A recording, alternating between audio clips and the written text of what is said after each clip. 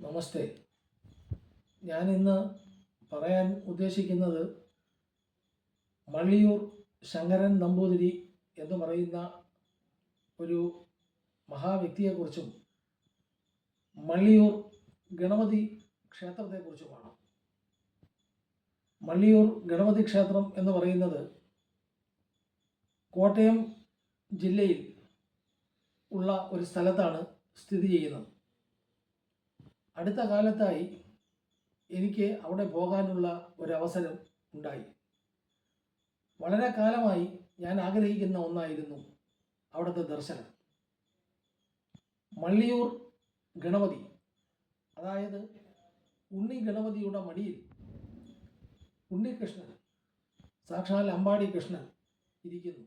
അതാണ് അവിടുത്തെ പ്രതിഷ്ഠ. മള്ളിയൂർ ശങ്കരൻ നമ്പൂതിരി എന്ന് പറയുന്ന വ്യക്തി ഭാഗവത ഹംസം എന്ന പേരിലാണ് അറിയപ്പെടുന്നത്. അദ്ദേഹം ഭാഗവത ആചാര്യനാണ്. അതായത് കേരളത്തും അതുപോലെ പുറത്തും പല സ്ഥലങ്ങളിലും ഭാഗവത സപ്താഹം നടത്തി വളരെ പേരുകേട്ട ഒരു വ്യക്തിയാണ് അദ്ദേഹം. അദ്ദേഹം ഇന്നില്ല. അദ്ദേഹം കുറച്ച് വർഷങ്ങൾക്ക് മുൻപ് സമാധിയായിരുന്നു. അതായത് തിരുവനന്തപുരത്ത് തമ്പാനൂർ എന്ന് പറയുന്ന ഒരു സ്ഥലത്ത് ഞാൻ വളരെ കാലം താമസിച്ചിരുന്നു. അവിടെ ഞങ്ങളുടെ വീട്ടിന് പരിസരത്ത് ഒരു ഗണപതി ക്ഷേത്രം ഉണ്ടായിരുന്നു. അരിസ്റ്റോ ഗണപതി എന്നാണ് അതിൻ്റെ പേര്. അരിസ്റ്റോ ഗണപതി ക്ഷേത്രം. എന്നും രാവിലെ ഞാൻ അവിടെ ചെന്ന് ദർശനം നടത്തുമായിരുന്നു. ആ ക്ഷേത്രം ഏതാണ്ട് ഒരു 9:30 മണിക്കാണ്, രാവിലെ 9:30 മണിക്കാണ് നട അടയ്ക്കുന്നത്. നട അടയ്ക്കുമ്പോൾ അവിടെ കൂട്ടമണി അടിക്കുകയും അതോടനുബന്ധിച്ച് ഒരു പാട്ട്, നല്ല മനോഹരമായ ഒരു പാട്ട് അവിടെ കേൾക്കാനിടയാകും. ആ പാട്ടിൻ്റെ യഥാർത്ഥ വരികൾ എനിക്ക് ഓർമ്മയില്ലെങ്കിലും അതിൻ്റെ സാരാംശം ഇങ്ങനെയാണ്: മള്ളിയൂരുള്ളൊരു ഉണ്ണി ഗണപതിക്ക് സന്തതമുണ്ടൊരു കളിക്കൂട്ടുകാരൻ, കുസൃതിക്കാരൻ, കാൽവിള കിലുക്കി കുഴലൂതിയും ഒക്കെ കണ്ണൻ ഗണപതിയെ രസിപ്പിക്കുന്നു എന്നും മുജ്ജന്മ സുഹൃതം കൊണ്ട് ഒന്നുകൊണ്ട് മാത്രം മള്ളിയൂരിൽ തൊഴാൻ ഇടയേകണമേ എന്നുമാണ്. ആ പാട്ട് കേട്ട് കേട്ട് ഞാൻ നിൽക്കുമായിരുന്നു. വാസ്തവത്തിൽ ആ പാട്ട് കേൾക്കുമ്പോൾ, ആ പാട്ട് കേട്ട് തീരുമ്പോൾ എൻ്റെ കണ്ണിൽ നിന്ന് ആനന്ദം കൊണ്ട് അശ്രുക്കൾ കണ്ണുനീരൊലിക്കുമായിരുന്നു. ഇത് വാസ്തവമാണ്. എനിക്ക് ഏറ്റവും അധികം ഇഷ്ടപ്പെട്ട ഒരു ഗാനമായിരുന്നു.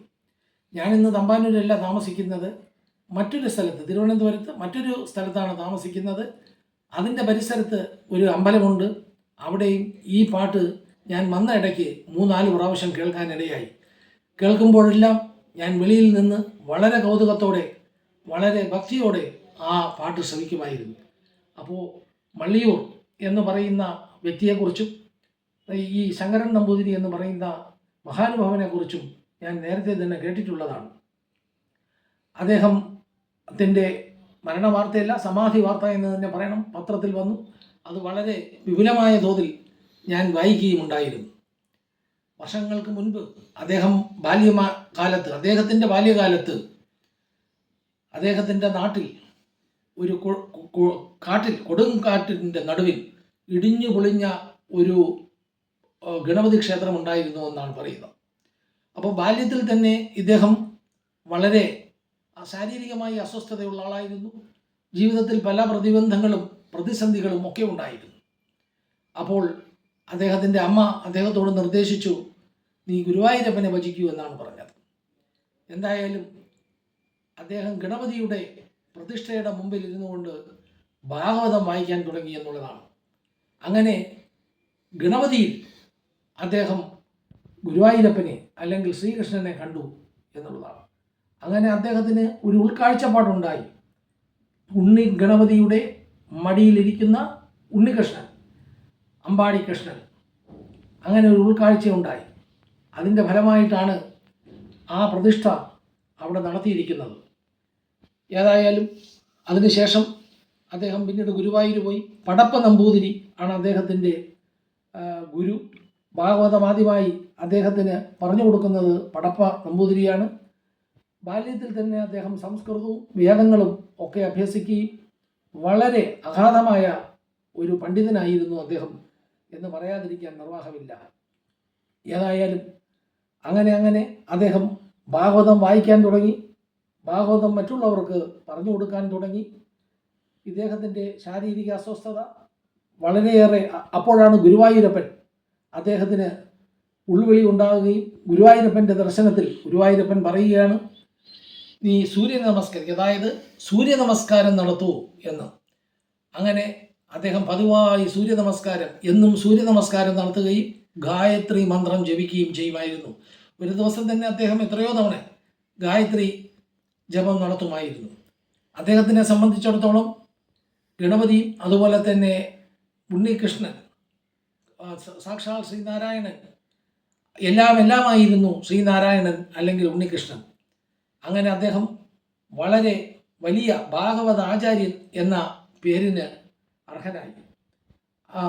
ആദ്യമായിട്ട് ഈ ഭാഗവതം തുടങ്ങുമ്പോൾ നമുക്കറിയാം, ഭാഗവതം കേട്ടിട്ടുള്ളവർക്കും ഭാഗവതത്തെക്കുറിച്ച് പറഞ്ഞു കേട്ടിട്ടുള്ളവർക്കും എല്ലാം അറിയാവുന്ന ഒരു കാര്യം, ഭാഗവതം എങ്ങനെയാണ് ആരംഭിച്ചത് എന്ന് നമുക്കെല്ലാം അറിയാം. അത് ശ്രീ ശുക ബ്രഹ്മശ്രീ, അദ്ദേഹം വലിയൊരു വിദ്വാനും വലിയൊരു സന്യാസവര്യനും ബ്രഹ്മചരിയുമൊക്കെയായിരുന്നു. എല്ലാം തികഞ്ഞ ഒരു സാത്വികനായിരുന്നു ശ്രീ ശുക ബ്രഹ്മശ്രീ. ശ്രീ ശുക ബ്രഹ്മശ്രീ പരീക്ഷിത്ത് മഹാരാജാവിന് ഉപദേശിച്ചു കൊടുക്കുന്നതാണ്, നാരായണൻ്റെ കഥകൾ കേൾപ്പിച്ചുകൊണ്ട് പറയുന്നതാണ് ഈ ഭാഗവതം എന്ന് പറയുന്നത്. 7 ദിവസം കഴിയുമ്പോൾ അദ്ദേഹം മരിക്കും എന്നാണ് പറഞ്ഞിട്ടുള്ളത്. അപ്പോൾ ഈ 7 ദിവസത്തിനുള്ളിൽ അദ്ദേഹത്തിന് കിട്ടാവുന്ന ഏറ്റവും വലിയ ഒരു അനുഗ്രഹമായിരുന്നു ഈ ഭാഗവതം കഥ കേൾപ്പിക്കുക എന്നുള്ളത്. അങ്ങനെ ശ്രീ ശുക ബ്രഹ്മശ്രീ ഈ പറയുന്ന മഹാരാജാവിന്, പരീക്ഷിത്ത് മഹാരാജാവിന് കഥ ഉപദേശിച്ചു കൊടുക്കുകയാണ്. അവിടെ നിന്നാണല്ലോ ഭാഗവത കഥ തുടങ്ങുന്നത്, ഭാഗവത സത്ത തുടങ്ങുന്നത്. ഈ മള്ളിയൂർ ശങ്കരൻ നമ്പൂതിരിപ്പാട് കഥ അവതരിപ്പിക്കുമ്പോൾ അദ്ദേഹം യഥാർത്ഥത്തിൽ ശ്രീ ശുക ബ്രഹ്മർഷിയായി മാറുമെന്നാണ് പലരും പറയുന്നത്.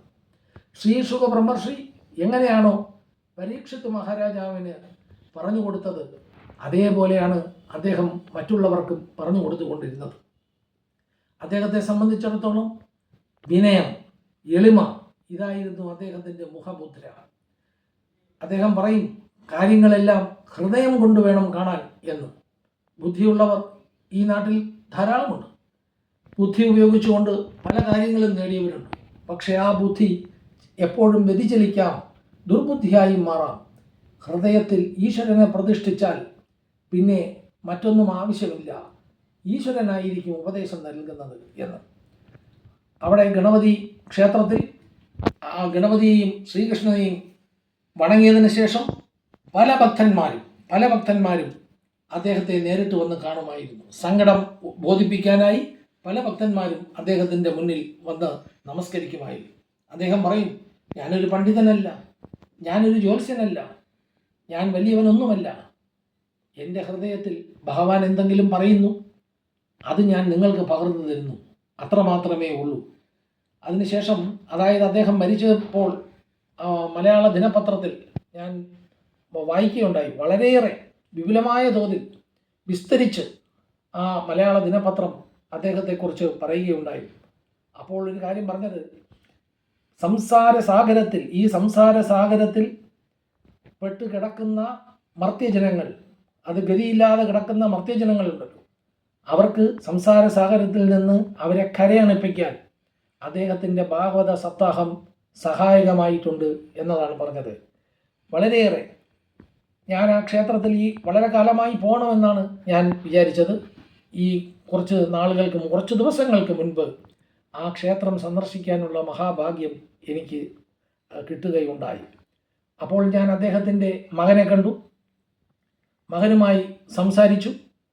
എൻ്റെ വിനീതമായ അഭ്യർത്ഥന മാനിച്ചുകൊണ്ട് അദ്ദേഹം ആ ക്ഷേത്രത്തെക്കുറിച്ച് ഏതാനും വാക്കുകൾ പറയുകയുണ്ടായി. അദ്ദേഹത്തിന് മറ്റൊരു മകനുണ്ട്. ആ മകൻ ഭാഗവത സപ്താഹവുമായി കേരളത്തിലും പുറത്തുമൊക്കെ ഇങ്ങനെ സഞ്ചരിച്ചു കൊണ്ട് നടക്കുകയാണ്. കേശവീരം ക്ഷേത്രം എന്ന് പറയുന്ന ഒരു ക്ഷേത്രം ഇപ്പോൾ ഞാൻ താമസിക്കുന്ന സ്ഥലത്തിനടുത്തായിട്ട്, അതായത് മരുതൻകുഴിയിൽ കേശവീരം ക്ഷേത്രം എന്ന് പറയുന്ന ഒരു പുരാതനമായ ശ്രീകൃഷ്ണ ക്ഷേത്രമുണ്ട്. എനിക്ക് വളരെ ഇഷ്ടമുള്ളൊരു ക്ഷേത്രമാണ്. അവിടുത്തെ പ്രത്യേകത, വർഷത്തിൽ ഒരിക്കൽ, അതായത് ഏപ്രിൽ മാസം ഈ മള്ളിയൂർ തിരുമേനിയുടെ മകൻ അവിടെ വരികയും സപ്താഹം സംഘടിപ്പിക്കുകയും ചെയ്യും. 2 പ്രാവശ്യം. ഒന്ന് ഞാൻ തമ്പാനൂരിൽ നിന്നപ്പോൾ അവിടെ നിന്ന് വന്നിട്ടുണ്ട്. ഇപ്പോൾ ഈ കഴിഞ്ഞ ഏപ്രിൽ മാസം ഞാൻ 2 ദിവസം അവിടെ ചെന്ന് അദ്ദേഹത്തിൻ്റെ പ്രഭാഷണവും പാരായണവുമെല്ലാം കേൾക്കുകയുണ്ടായി. അവിടെ വളരെ മനോഹരമായ തലത്തിലാണ് സംഘടിപ്പിക്കുന്നത്. അങ്ങനെ പലതുകൊണ്ടും വിഖ്യാതനായ ഒരു മഹാമുനി എന്ന് തന്നെ പറയാം, താമസൻ ആയിരുന്നു ഈ മള്ളിയൂർ ശങ്കര തിരുമേനി. ഞാൻ മള്ളിയൂർ ഗണപതി ക്ഷേത്രത്തിൽ എൻ്റെ കുടുംബാംഗങ്ങളോടൊത്താണ് പോയത്. അവിടെ ചെല്ലുമ്പോൾ ഏതാനും നിമിഷങ്ങൾ കഴിഞ്ഞപ്പോൾ അവിടെ നട തുറക്കുകയുണ്ടായി, വൈകിട്ട് 5 മണിക്ക്. അപ്പോൾ അതിമനോഹരമായ ഒരു ഭജന അവിടെ നിന്ന് കേൾക്കുകയുണ്ടായി. ഹരേ രാമ രാമ രാമ ഹരേ ഹരേ, ഹരേ കൃഷ്ണ കൃഷ്ണ കൃഷ്ണ ഹരേ ഹരേ എന്നാണ്. ആ ശബ്ദം ഞാൻ തിരിച്ചറിഞ്ഞു. അഭേദാനന്ദ സ്വാമിയുടെ, തിരുവനന്തപുരത്തുള്ള അഭേദാനന്ദ സ്വാമിയുടെ ശബ്ദമാണെന്ന് എനിക്ക് മനസ്സിലായി. ഞാൻ ഓഫീസിൽ ചോദിച്ചപ്പോൾ അവർ പറഞ്ഞു, തിരുവനന്തപുരത്ത് അതായത് അന്തരിച്ച സമാധിയായ അഭേദാനന്ദ സ്വാമിയുടെ ഭജനയാണത് എന്ന് അവർ എന്നോട് പറയുകയുണ്ടായി. ഏതായാലും വളരെ നേരം ഞങ്ങൾ തിരിച്ചു വരുമ്പോഴും അതുതന്നെയാണ് കേട്ടുകൊണ്ടിരുന്നത്. ആ മഹാമന്ത്രം, കലിയുഗത്തിലെ മഹാമന്ത്രം എന്ന് വിശേഷിപ്പിക്കുന്ന ഈ ഹരേ രാമ ഹരേ കൃഷ്ണ മന്ത്രം അവിടെ പറഞ്ഞുകൊണ്ടിരിക്കുകയാണ്. ഏതായാലും അവിടെ വളരെയേറെ ഒരു ആനന്ദം അനുഭവപ്പെട്ടതുപോലെയാണ് എനിക്ക് തോന്നിയത്. ഒരു ദൈവിക സാന്നിധ്യവും മനസ്സിന് ഉന്മേഷവും ഉണർവും അനുഭവപ്പെട്ടതുപോലെ തോന്നി. അങ്ങനെ ഏതാനും നിമിഷങ്ങൾ കഴിഞ്ഞ് എല്ലാ ഉപദേവതകളെയും തൊഴുത് തിരിച്ചിറങ്ങിയപ്പോൾ അവിടുത്തെ, അതായത് ഈ ശങ്കരൻ നമ്പൂതിരിയുടെ മകൻ അടുത്താണ് താമസിക്കുന്നത്, അദ്ദേഹത്തിൻ്റെ ഇല്ലം അവിടെയാണെന്നും മനസ്സിലായി. അദ്ദേഹവുമായി ഒന്ന് സംസാരിക്കാമെന്ന് വിചാരിച്ചു. ഞാൻ കാത്തുനിന്നു. അദ്ദേഹം ഇറങ്ങി വന്നപ്പോൾ ഞാൻ വളരെ താഴ്മയായി അദ്ദേഹത്തോട് അഭ്യർത്ഥിച്ചു, ഈ ക്ഷേത്രത്തെ സംബന്ധിച്ചും അതിൻ്റെ ചരിത്രത്തെക്കുറിച്ചും ഏതാനും കാര്യങ്ങൾ പറയണമെന്ന് വളരെ വിനീതമായി അഭ്യർത്ഥിച്ചു. അങ്ങനെ എൻ്റെ അഭ്യർത്ഥന മാനിച്ചുകൊണ്ട് അദ്ദേഹം അവിടുത്തെ കാര്യങ്ങൾ ചിലത് പറയുകയുണ്ടായി. ഇവിടെ മള്ളിയൂർ ക്ഷേത്രത്തിൽ എത്തിച്ചേർന്ന അക്ഷര ചാനലിൻ്റെ ഭാരവാഹികൾക്ക് നമസ്കാരം. മള്ളിയൂർ മഹാഗണപതി ക്ഷേത്രം അറിയപ്പെടുന്നത് ഒന്ന് ഗണപതിയും ശ്രീകൃഷ്ണനും ഒരുമിച്ച് ചേർന്ന് നിൽക്കുന്ന ഒരു പുണ്യസങ്കേതം, വൈഷ്ണവ ഗണപതി എന്നുള്ള പേരിലാണ് കൂടുതൽ അറിയപ്പെടുക. അതുപോലെ തന്നെ ഭാഗവതഹംസം ശങ്കര നമ്പൂതിരിയുടെ ഉപാസനയിൽ ഉണ്ടായ ഒരു സങ്കല്പമാണ് മഹാഗണപതിയുടെ മടിയിൽ ഉണ്ണികൃഷ്ണൻ ഇരിക്കുന്നതായിട്ടുള്ള ഒരു സങ്കല്പം. ഭാഗവതഹംസത്തിൻ്റെ കാലത്താണ്, അതിനു മുമ്പ് 600ഓളം വർഷം പഴക്കമുണ്ടെന്നാണ് പറയപ്പെടുന്നതെങ്കിലും ഭാഗവതഹംസത്തിൻ്റെ കാലത്താണ് ഈ ക്ഷേത്രം സാധാരണ ഭക്തന്മാരിലോട്ട് അറിയപ്പെടുവാൻ തുടങ്ങിയത്.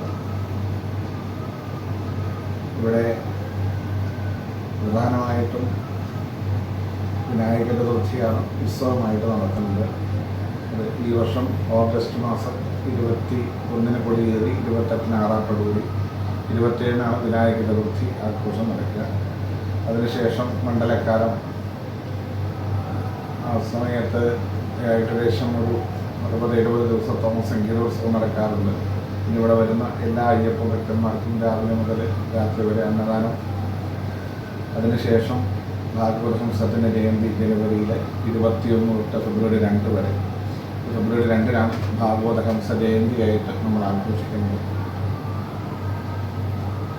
പിന്നെ ക്ഷേത്രത്തിൽ പ്രധാന വഴിപാടുകളെന്ന് വെച്ചാൽ 1000 കുട അഭിഷേകം, തടസ്സങ്ങൾ മാറുന്നത്, അതുപോലെ മുക്കുറ്റി പുഷ്പാഞ്ജലി, ഉദ്ദിഷ്ട കാര്യങ്ങൾക്കായിട്ട് ആണ് ബുക്ക് ചെയ്യുന്നത്. അത് ബുക്കിംഗാണ്, വളരെ കാലത്തേക്ക് ശേഷം കഴിഞ്ഞിട്ടേ കിട്ടുള്ളൂ. അതുപോലെ വിവാഹ തടസ്സം മാറുന്നതിന് പഴമാല, സന്താന ഭാഗ്യത്തിന് പാൽപ്പായസം, രോഗങ്ങൾക്ക് ഉപശമനത്തിന് വേണ്ടി തടി വഴിപാട്, അങ്ങനെ അനവധി എല്ലാം അച്ഛൻ്റെ ഒരു സങ്കല്പത്തിൽ ഉണ്ടായ വഴിപാടുകളാണ്. കളഭാഭിഷേകം, അപ്പം മുടൽ, അങ്ങനെ പ്രധാന വഴിപാടുകൾ ഇതൊക്കെയാണ്. എല്ലാവരും ക്ഷേത്രത്തിൽ വലിയ ദർശനം നടത്തി ഞങ്ങളെയൊക്കെ അനുഗ്രഹിക്കുകയാണ്. അദ്ദേഹം പറഞ്ഞ കാര്യങ്ങൾക്ക്, തന്ന വിവരണങ്ങൾക്ക് ഞാൻ അതിയായ നന്ദി രേഖപ്പെടുത്തിക്കൊള്ളുന്നു. അദ്ദേഹത്തെ നമസ്കരിച്ചു കൊള്ളുന്നു.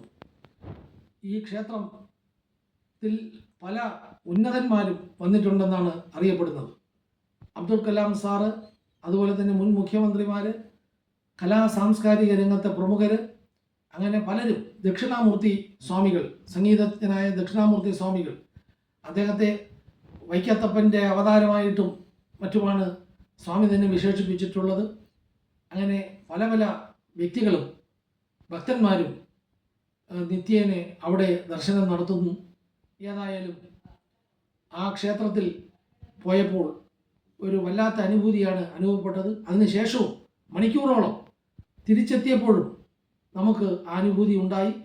ഇപ്പോഴും അതിൻ്റെ സ്മരണ, അതിനെക്കുറിച്ചൊന്ന് സ്മരിക്കുമ്പോൾ നമുക്ക് കിട്ടുന്ന അനുഭൂതി ഒന്ന് വേറെ തന്നെയാണ്. ഏതായാലും വിഘ്നേശ്വര ഭഗവാനും അതുപോലെ തന്നെ അവിടെ അദ്ദേഹത്തിൻ്റെ മടിയിലിരിക്കുന്ന ഉണ്ണികൃഷ്ണനും മള്ളിയൂർ ശങ്കരൻ നമ്പൂതിരി അവർക്കും എല്ലാം നമസ്കാരം നൽകിക്കൊണ്ട് ഞാൻ എൻ്റെ വാക്കുകൾ നിർത്തുന്നു.